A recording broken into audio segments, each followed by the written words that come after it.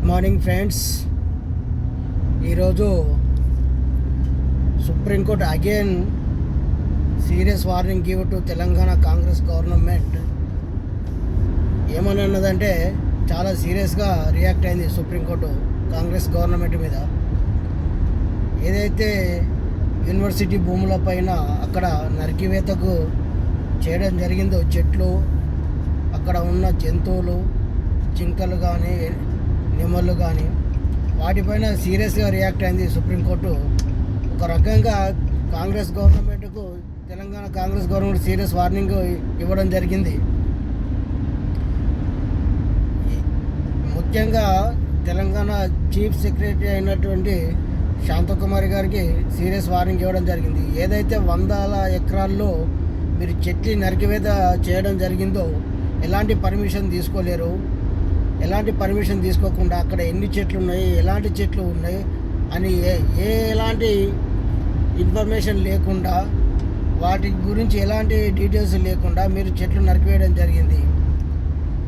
100 ఎకరాల్లో మళ్ళా మీరు చెట్లు నిర్మించాలి, చెట్లు నాటాలి అని సుప్రీంకోర్టు సీరియస్ వార్నింగ్ ఇవ్వడం జరిగింది. ఒకవేళ ఆ 100 ఎకరాల్లో అయితే చెట్లు నరికివేత జరిగిందో అంత మేరకు మీరు చెట్లు నాటకపోతే, ఒకవేళ దానికి అధికారులు వ్యతిరేకంగా ఉంటే సీరియస్గా ఎవరైతే దీనికి బాధ్యులో వారిని అక్కడనే ఆ యూనివర్సిటీ భూముల్లోనే తాత్కాలిక జైలు నిర్మించి ఆ జైల్లో పెట్టడం జరుగుతుందని సీరియస్గా చీఫ్ సెక్రటరీ శాంతకుమారి గారికి ఒక వార్నింగే ఇవ్వడం జరిగింది. ఇది ఒక రకంగా చూసుకుంటే కాంగ్రెస్ గవర్నమెంట్కు ఒక రకంగా చాలా చాలా పెద్ద దెబ్బ అనుకోవాలి. మరి రేవంత్ రెడ్డి సర్కారు వాళ్ళు డెసిషన్ తీసుకుంటారు. ముఖ్యమంత్రులు, మంత్రులు డెసిషన్ తీసుకుంటే భలేది అధికారులే.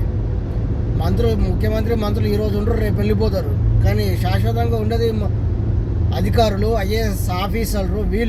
వీళ్ళు ఆచితూచి అన్ని రకాలుగా లీగల్గా, రాజ్యాంగబద్ధంగా అన్ని పర్మిషన్లు తీసుకొని పని స్టార్ట్ చేయాలి. ఒకవేళ పని స్టార్ట్ చేస్తే కోర్టుకు విరుద్ధంగా ఎలాంటి పరిణామాలు ఎదురైతే అని అధికారులు ముఖ్యమంత్రికి కానీ మంత్రులకు కానీ చెప్పాలి. కానీ అలాంటిది ఏది లేకుండా డైరెక్ట్గా వెళ్ళి బుల్డోజర్లు పంపించి మొత్తం చేయడం జరిగింది. సుప్రీంకోర్టు చాలా సీరియస్గా కావడం జరిగింది. దీనికి తోడు అక్కడ జింకలు లేవని అన్నారు. ఏ ఆర్టిఫిషియల్ ఇంటెలిజెన్స్ వీడియోస్, ఫొటోస్ అని ఏదైతే కాంగ్రెస్ గవర్నమెంట్ ఆరోపిస్తుందో సుప్రీంకోర్టు వాటిపైన కూడా సీరియస్ అయింది. మీరు చెట్టు నరికివేయడం వల్ల అక్కడ నుండి జింకలు రోడ్లపైకి వచ్చి కుక్కల దాడిలో మరణించడం జరుగుతుంది. వాటికి బాధ్యులు ఎవరని సుప్రీంకోర్టు బాగా సీరియస్ కావడం జరిగింది. ఒక రకంగా తెలంగాణ పరువు మొత్తము దేశం లెవెల్, ఆల్ ఇండియా లెవెల్లో, నేషనల్ మీడియా కానీ ప్రతి చోట మొత్తం తెలంగాణ పరువు తీయడం జరుగుతుంది కాంగ్రెస్ గవర్నమెంట్. ఒక రకంగా మినిమం కామన్ సెన్స్ తోటి అడ్మినిస్ట్రేషన్ చేయడం లేదు, ఒక పద్ధతి లేదు, ఒక ప్రణాళిక లేదు. ఒక పని స్టార్ట్ చేసే ముందు ఒక పని చేయాలనుకున్నప్పుడు దానివల్ల ఎదురయ్యే ఒడిదుడుకులు ఎలాంటి, పరిణామాలు ఎలాంటివి అన్నది ఏ విధంగా ఆలోచించకుండా నిర్ణయాలు చేయడం, ఆగమేఘాల మీద పనులు స్టార్ట్ చేయడం, ఓవర్ నైటే పంపించడం. ఇప్పుడు హైడ్రా విషయంలో చూసాము, శని ఆదివారంలో పంపాలి, ఇల్లు కూల్చేయాలి, ఆ విధంగా చేసి ఇక్కడ కూడా అంతే, హాలిడేస్లలో పంపించారు, చేసేసారు. ఒక రకంగా చాలా అవమానకరమైన పరిస్థితి కాంగ్రెస్ గవర్నమెంట్కు. ఇకనైనా కొంచెం ఆలోచించి పనులు చేయాలి. అడ్మినిస్ట్రేషన్ మీద పట్టు ఇంకా రేవంత్ సర్కార్కు దొరకడం లేదు. కొంచెం అడ్మినిస్ట్రేషన్ ఏ విధంగా చేయాలి, ఎలా చేయాలి, లాస్ట్కి బుక్ అయ్యేది వీళ్ళంతా మంచిగా ఉంటారు, ముఖ్యమంత్రులు, మంత్రులు. లాస్ట్ బుక్ అయ్యేది ఐఏఎస్ ఆఫీసర్లు, ఐపీఎస్ ఆఫీసర్లు, వీళ్ళు అధికారులే బుక్ అవుతారు లాస్ట్కు.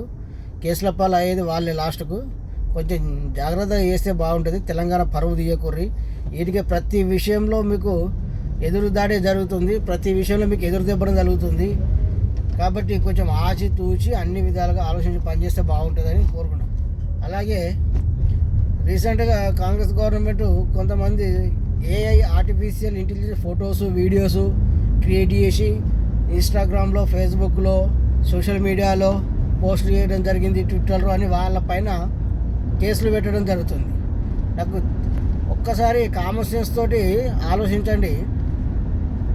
అక్కడ ఓకే, వీళ్ళు పెట్టిన ఏ ఆర్టిఫిషియల్ ఇంటెలిజెన్స్ వీడియోస్ ఫొటోస్ అయితే మరి అక్కడ జింకలు లేవా, అక్కడ చెట్లు నరకలేరా, అక్కడ నెమలు లేవా, అక్కడ చెరువులు లేవా?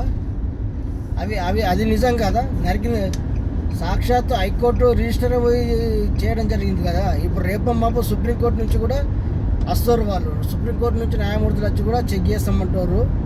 ఆ తర్వాత ఇక తెలంగాణ మరి కాంగ్రెస్ గవర్నమెంట్ ఏ విధంగా రియాక్ట్ అయ్యేదో చూడాలి. వాళ్ళపైన కేసులు పెట్టారు. మరి జింకలు చనిపోవడానికి, నెమలు చనిపోవడానికి కారణం ఎవరు? ముఖ్యమంత్రి మంత్రుల మీద కేసులు పెట్టాలా ఇప్పుడు? ఎక్కడో ఒక చిన్న పల్లెటూరు ఏదైనా జింక చంపేసి ఏదైనా చనిపోతే, నెమలు చనిపోతే వారిపైన కేసులు పెట్టి చేస్తారు. మరి ఇక్కడ ముఖ్యమంత్రి మంత్రుల మీద కేసులు పెట్టి బొక్కలు వేయాలి అలా అనుకుంటే.